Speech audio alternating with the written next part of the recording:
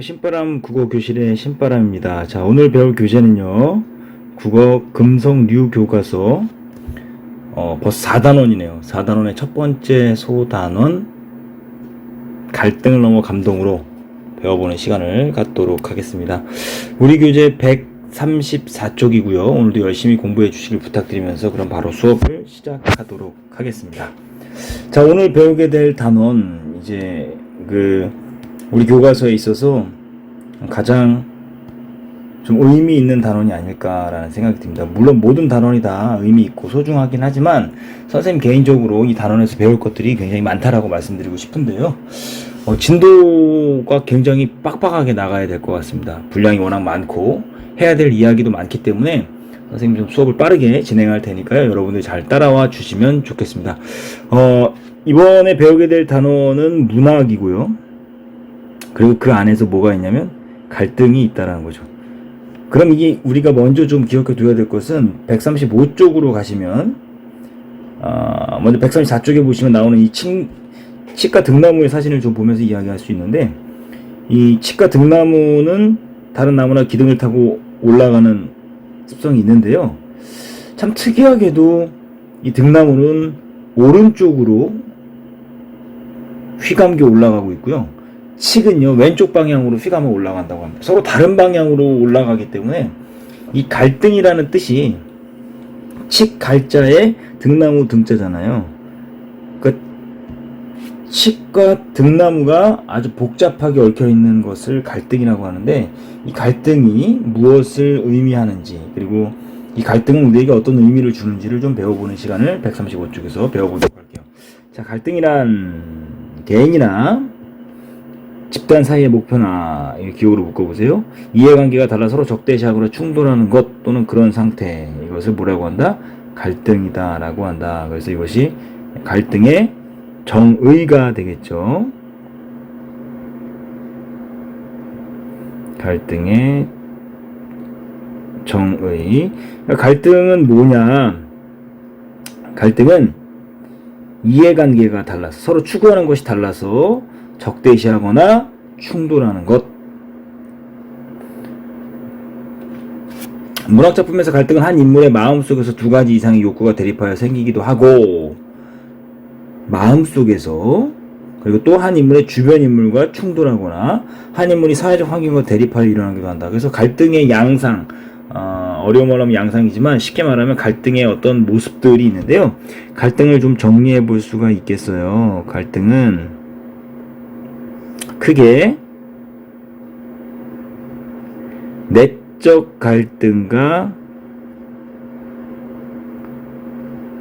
외적 갈등으로 나눌 수 있습니다. 그래서 아까 배웠던 한 인물의 마음속에서 일어나는 갈등, 한 인물의 마음속, 즉 내면에서 일어나는 갈등을 내적 갈등, 짜장면을 먹을까 짬뽕을 먹을까 고민하는 거죠. 공부를 할까 공부를 하지 말까, 이런 것들, 여러분들 마음속으로 하는 것도 내적 갈등이고, 외적 갈등은 크게 세 가지로 나눌 수 있는데, 지금 여기서 이야기했던 것처럼 첫 번째,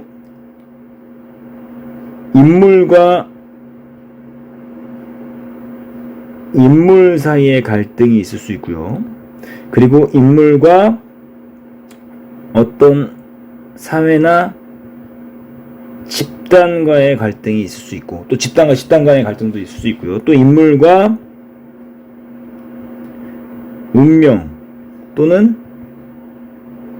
자연과의 갈등이 있을 수 있다는 걸 여러분들이 기억해 두시면 좋겠습니다. 여기 갈등의 양상 잘 기억해 두시면 좋겠습니다.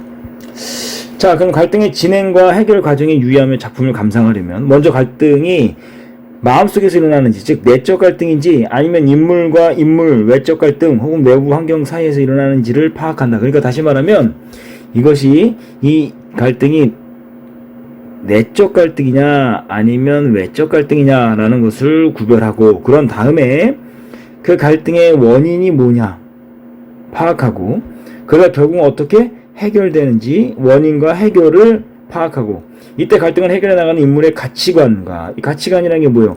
그 인물이 중요하게 생각하는 것, 이 가치관을 그리고 행동을 여러 각도에서 공감적으로 비판적으로 살펴보면서 작품과 인간의 삶을 더 깊이 있게 이해할 수 있다는 거죠. 그 갈등이 나쁜 것만 아닙니다.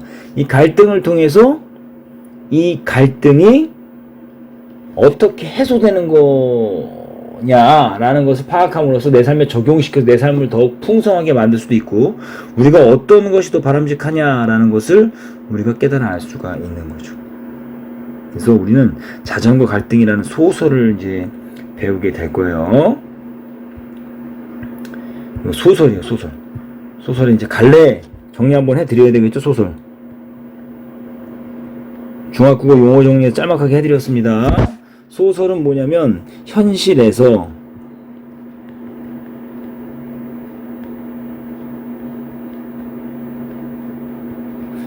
있음직한 일을 작가가 상상하여 꾸민 글이다 라는 게 소설의 정의예요. 그렇기 때문에 현실에서 있음직하다라 그랬으니까 이것은 일어날 수 있는 일, 개연성, 이걸 반대말로 우연성이죠. 현실에서 있음직한 일, 일어날 법한 일을 작가가 상상하여 꾸민 글이기 때문에 허구성을 특징으로 하고 있습니다. 그 소설의 구성은 몇 단 구성입니까? 소설의 구성, 소설은 5단 구성으로 되어 있죠. 발단, 전개, 위기, 절정, 결말. 그래서 발단 부분에서는 어떤 일이 벌어집니까? 인물과 배경을 소개하고, 전개 부분에서는 갈등의 실마리, 갈등이 일어나는 원인을 제공하고, 위기에서는 본격적으로 갈등이 시작되고, 절정에서는 갈등이 최고조, 정점을 찍고요. 결말에서는 그 갈등이 해소된다라는 것. 유념하시면 여러분들이 발단부터 결말까지 각 단계별 특징으로 작품을 잘 분석하는 데 도움이 된다라는 거 기억해 두시면 좋겠습니다. 이렇게 이 정도로 소설에 대해서 정리하고요. 소설을 분석하는 방법이 있습니다. 중요한 거, 소설 구성의 3요소, 구성을 하는 데 있어서 꼭 있어야 되는 3가지 뭡니까? 인물, 사건, 배경입니다. 이것이 바로 소설을 분석하는 핵심인데요. 어떠한 인물이 어떠한 배경 속에서 드러나는지를 빨리 파악을 하셔야 됩니다. 그래야 그 인물들이 벌이는 사건, 갈등을 통해서 벌어지는 사건을 파악할 수 있고, 그 갈등의 주제의식이 담겨있기 때문에 그걸 통해서 주제를 파악할 수 있다라는 거죠.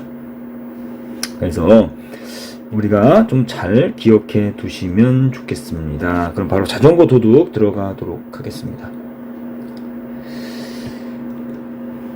자,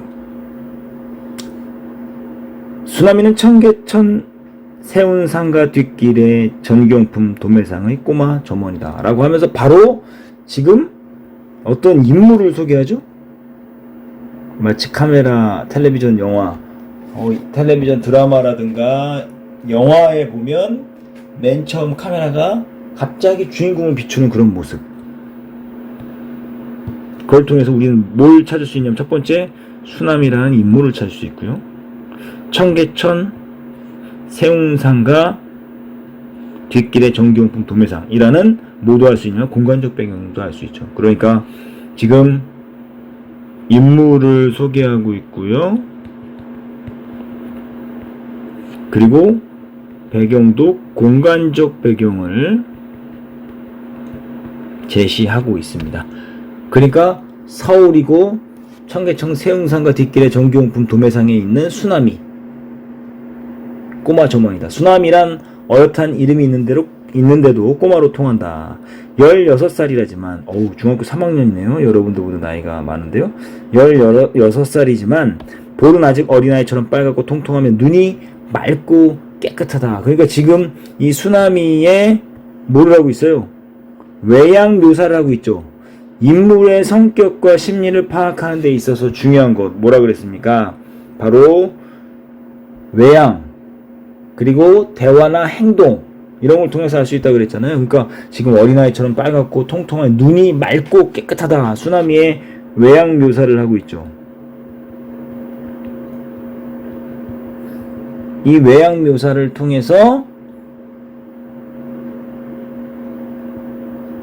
순수한 성격을 갖고 있다라는 거. 16살이면 중3 나이잖아요. 그런데도 불구하고 왜 꼬마라고 불리는가? 그만큼 착하고 순수하기 때문이다 라는 거죠. 성숙한 것은 목소리뿐이다. 제법 굵고 부드럽다. 그 목소리가 전화선을 타면 점잖고 떨떠름한 늙은이 목소리로 들린다. 그러니까 전화기 너머로 들리는 쓰나미의 목소리는 나이 든 사람의 목소리로 들린다는 거죠. 이 가게에는 변두리 전기 가게나 전기 기술자들로부터 걸려오는 전화가 많다. 쓰나미가 받으면 상대방 깎듯이 존댓말해 온다. 주인 영감님이십니까? 그러니까 이게 지금 이 주인 영감님이라는 인물도 나오죠? 이 주인 영감님은 뭡니까? 이 주인 영감님은 바로 쓰나미 가게의 사장이죠. 그러니까 이 인물의 등장, 그 인물이 어떤 인물들이 나오는가를 잘 파악하는 것이 중요합니다. 아닙니다. 꼬마입니다. 쓰나미는 마치 무슨 큰 실수나 저지른 것처럼 황송해하며 볼까지 붉어진다. 전화기 너머인데도 불구하고 황공해하며 볼까지 붉어진다. 이런 인물의 행동을 통해서 인물의 성격을 파악할 수 있습니다. 쓰나미는 아주 순진하구나, 착하구나 라는 걸 알 수 있죠.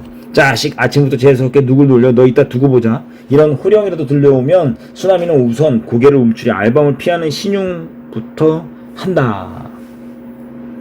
설마 전화통에서 알밤이 튀어나올 리 없는데 말이다. 실수만 했다고 하면 알밤을 먹을 것을 예상하고 고개가 자라 모가지처럼 움츠러드는 게 쓰나미가 이곳 전기가게에 취직하고 나서부터 얻은 조건 반사다.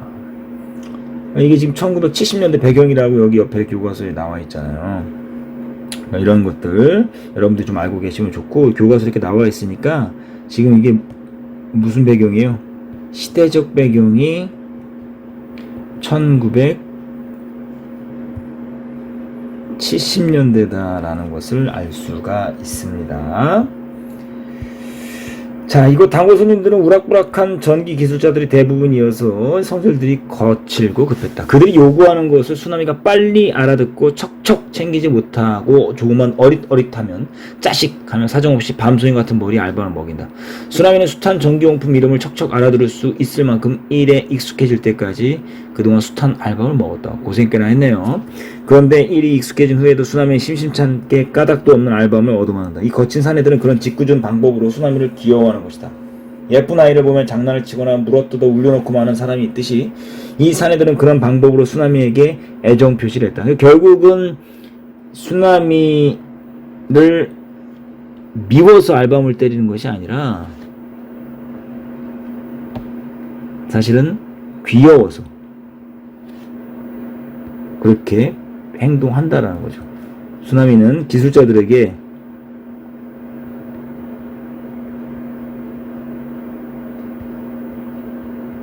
귀여워 한다라는 걸 알 수 있죠. 기술자들은 쓰나미를 귀여워한다라는 것을 알 수 있습니다.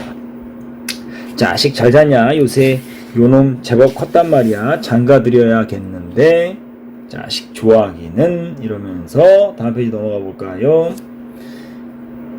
그러곤 여지없이 알밤이다. 주먹과 팔짓맛 허풍스럽게 거치 아주 부드러운 알밤이다. 그러니까 쓰나미는 그만큼 인기 있는 점원인 셈이다. 그러니까 손님들에게도 인기 있는 거죠. 그러니까 쓰나미에 대한 설명이 쭉 나왔죠? 쭉 이야기를 했어요. 쓰나미 어때요? 눈이 맑고 깨끗해요. 순수하고 그리고 순박하고 착하고 모든 사람들이 다 좋아하는 사람이다. 지금 계속해서 누굴 이야기하고 있어요? 쓰나미. 그죠? 주인공은 누구일 가능성이 큽니까? 쓰나미. 제목이 자전거 도둑이죠? 그럼 이 자전거가 분명히 나올 것이고, 그리고 또 뭡니까? 도둑이 나올 겁니다. 자전거 도둑이라고 붙여서 이야기했으니까 자전거를 훔치는 도둑이 나오나? 이런 것들 예상하면서 봐야 되고, 그것이 쓰나미하고 무슨 관계가 있는지도 생각하면서 여러분들이 잘 따라오셔야 합니다. 쓰나미는 단골 손님들에게만 인기가 있는 게 아니라 주인 영감에게도 여간 잘 된 게 아니다. 그러니까 주인 영감도 쓰나미를 뭐한다? 좋아한다 이 소리죠. 누구든지 쓰나미에게 알밤을 먹이는 걸 들키기만 하면 금방 불효령이 내린다. 그러니까 주인이 쓰나미를 굉장히 뭐합니까? 아낀다라는 걸 알 수 있죠.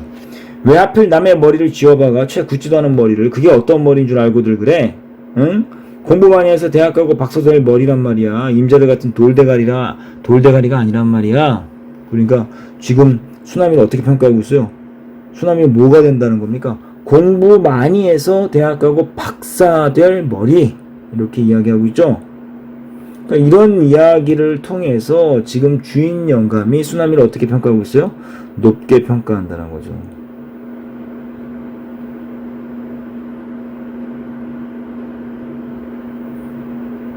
쓰나미를 높게 평가하고 있는 주인 영감의 태도를 알 수 있죠. 자, 계속 가볼게요. 그러면 아무리 막대 먹은 손님이라도 선생님 꾸지람에 떠는 초등학생처럼 풀이 죽어 쓰나미에게 진심으로 미안했다. 고마야, 그럼 너 요새 어디 야학이라도 다니니? 그러고는 은근히 부러워하는 눈치까지 보였다. 그러면 영감님은 딱하다는 듯 혀를 차며 말한다. 아니, 야학은 아무 때나 들어가나? 똥통학교 나오면 또 몰라. 쓰나미는 내년 봄에 시험 봐서 들어가야 해. 야학이라도 인류로. 그래서 이 녀석이 그저 틈만 있으면 책이라고 허허허 라고 하면서 지금 쓰나미를 다른 사람들 앞에서는 굉장히 지금 생각해주고, 그죠? 지켜 세워주는 그런 영감의 태도가 드러납니다. 영감님이 굉장히 쓰나미를 좋아하고 있어요. 쓰나미는 가슴이 크게 출렁인다. 왜요? 주인 영감이 자신의 마음을 알아주고 있거든요. 쓰나미는 한 번도 주인 영감에게 하다못해 야학이라도 들어가 공부를 해보고 싶다는 말을 비친 적이 없다. 근데 어떻게 할까? 궁금하네요. 한번 생각해보죠. 맨손으로 어린 나이에 서울에 와서 거지도 안되고 깡패도 안되고 이런 어엿한 가게에 점원이 된 것만도 쓰나미로서는 눈부신 성공인데 벼락 맞을 노릇이지 어떻게 감히 공부까지 하는 것을 바라겠는가. 그러니까 지금 쓰나미는 어떤 처지에 있냐면 이 맨손으로 서울에 올라와서 지금 점원에 취직한 것만 해도 황송한 일이다라는 거죠. 지금 쓰나미의 처지를 알 수 있죠. 어떤 처지예요? 지금 돈을 벌어야 하는 처지예요. 넉넉지 않은 상황에 살고 있는 게 지금 현재 쓰나미의 모습입니다. 그런데 그런 쓰나미를 보고 대학까지 갈 거야! 뭐 이렇게 지금 치켜 세워서 영감님이 쓰나미를 칭찬해 주고 있는 거죠. 그럴 때마다 가슴이 출렁인다는 건 보면 설렌다 이 소리죠. 자기가 하고 싶어 하거든요. 뭐를 공부를. 우리랑은 참 다르네요. 그죠? 우리는 어떻게 하면 좀 놀까 생각하는데 쓰나미는 어떻게 하면 공부할까 이렇게 생각하고 있어요. 그러면서도 자기 또래의 고등학생만 보면 가슴이 짜릿짜릿하던 쓰나미다. 처음 전기용품 취급이 서툴러 시험을 하다 툭 하면 손끝에 짜릿한 전기가 흘러 화들짝 놀랐던 것처럼 고등학교 교복은 쓰나미 심장에 짜릿한 감전을 일으키며 가슴을 온통 마구 휘저는 이상한 힘이 있었다. 그러니까 아까 앞에서 말했던 것처럼 자기 또래 고등학생 보면 가슴이 짜릿짜릿하던 쓰나미다. 왜요? 지금 쓰나미는 뭐 하고 싶어요? 공부하고 싶어하는 쓰나미, 그죠?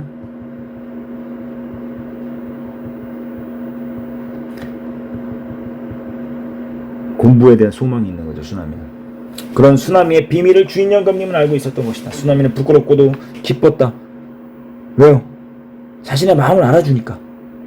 그래서 쓰나미는 내년 봄 시험 봐서 들어가야 해. 야학이라도 인류로 할 때 주인 영감님이 그렇게 좋을 수가 없다.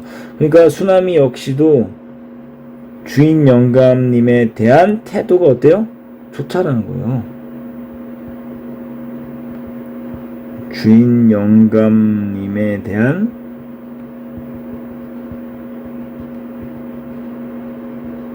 쓰나미의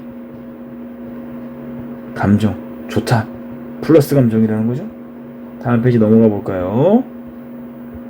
그 소리를 듣기 위해서라면 그까지는 알바함을 하루에 골백 번 맞아도 좋았다. 자기를 위해 그런 소리를 해주는 주인 영감님을 위해서라면 뼈골 부러지게 일을 한들 눈꽃만큼도 억울할 것이 없을 것 같다. 그러니까 이거는 지금 뭡니까?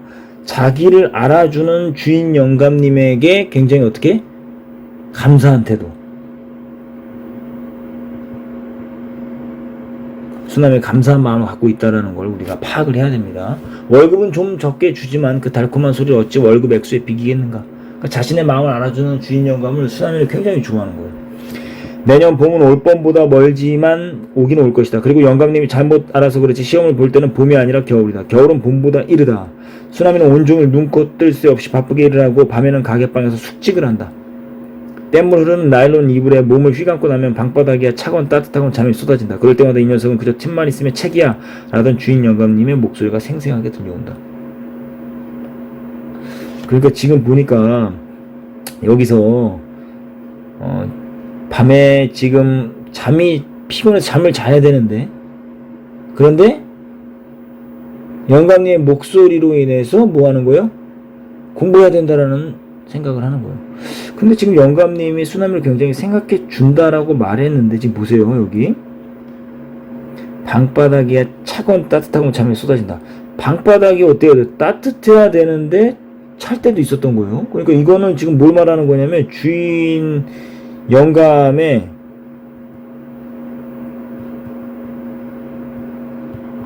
인색함을 알 수 있어요. 왜요? 수남이 이렇게 생각해주면 가게방에서 숙직을 하는데 방을 어떻게 해줘야 돼요? 따뜻하게 해줘야 되는데 지금 그 뗏물이 흐르는 이 나일론 이불 이런 것도 지금 가만히 보세요. 정말 좋아하면 이렇게 함부로 대할까요? 여러분들이 딱 느낄 때 어때요? 옆에서 지금 말하고 있네요. 수남이의 이야기만 들으면 주인 영감님은 좋은 사람 같지만 상황을 객관적으로 보면 수남이를 정말로 위하고 있는지 헷갈려. 왜요? 말은 공부 열심히 한다라고 하지만 무지하게 지금 뭐하고 있어요? 부려먹고 있고 뼈 부러지게 뼈골 빠지게 일한다라고 하고 있고, 또 하나 그리고 지금 시험을 보는 게 봄이 아니라 겨울이다라는 말을 통해서 지금 시험을 볼 사람이다라고 이야기하는데 시험을 언제 보는지에 대해서도 지금 제대로 몰라요. 수남이의 소망을 알아주는 척하고 있지만 실제로 수남이에 대해서는 관심이 없어요.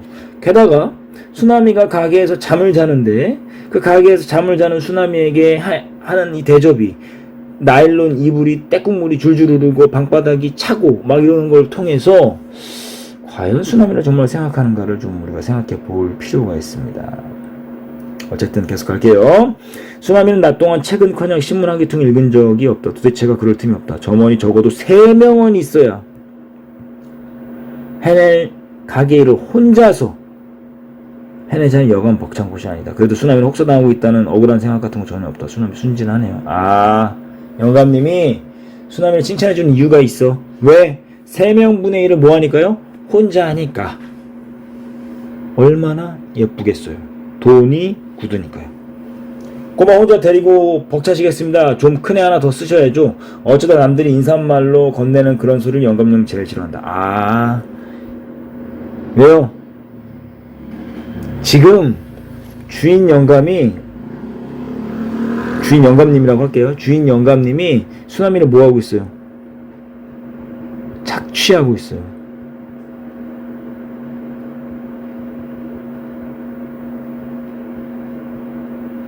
그래서 다른 사람들이 이렇게 인사하면 못마땅한 소리, 그런 소리를 영감님은 제일 싫어한다. 그러면서 뭐라고 합니까? 벌레라도 씹어먹은 듯이 이상 야릇한 얼굴로 상대방을 흘겨본다. 왜요? 자신의 마음을 들킨 것 같으니까.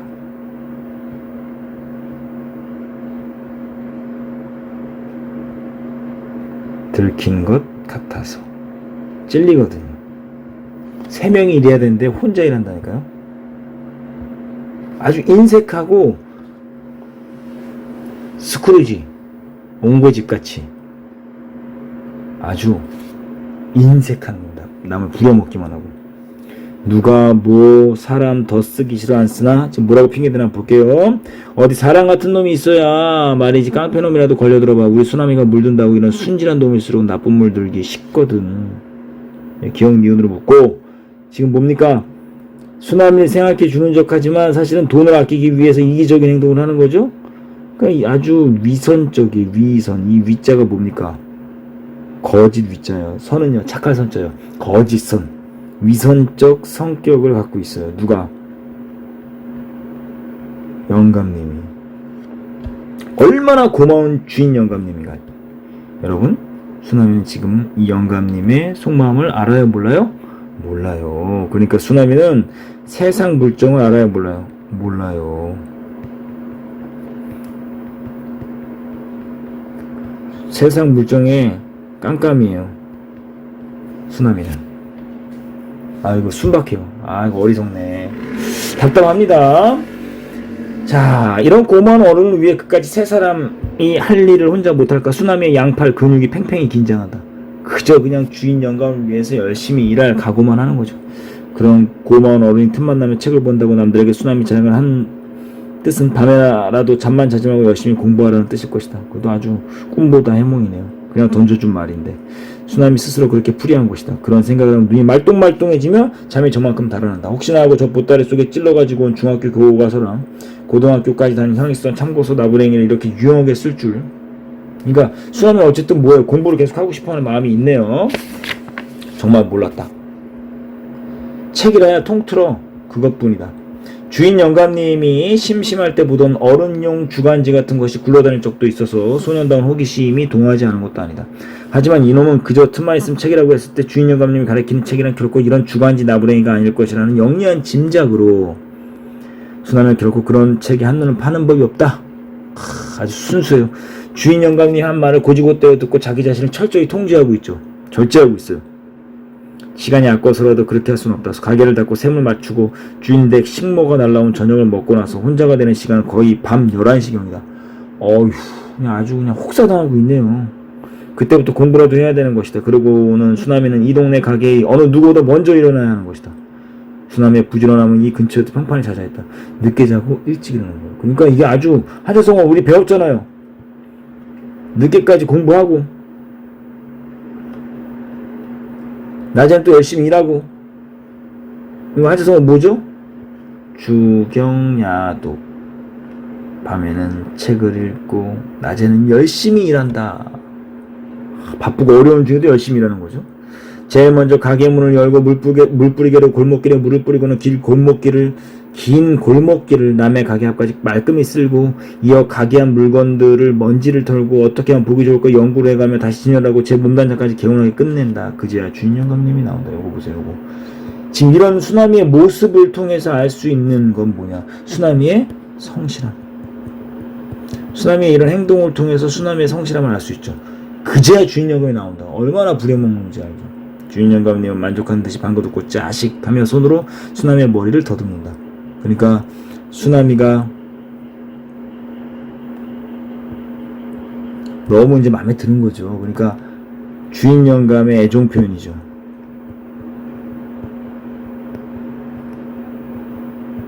애정 표현. 뒤에 또 하나 있어요. 이거 1번이라고 할게요. 그러나 영감님이 알밤을 먹이는 일은 한 번도 없었다. 따뜻한 큰 손으로 따뜻하고 큰 손으로 기억으로 묶어보세요.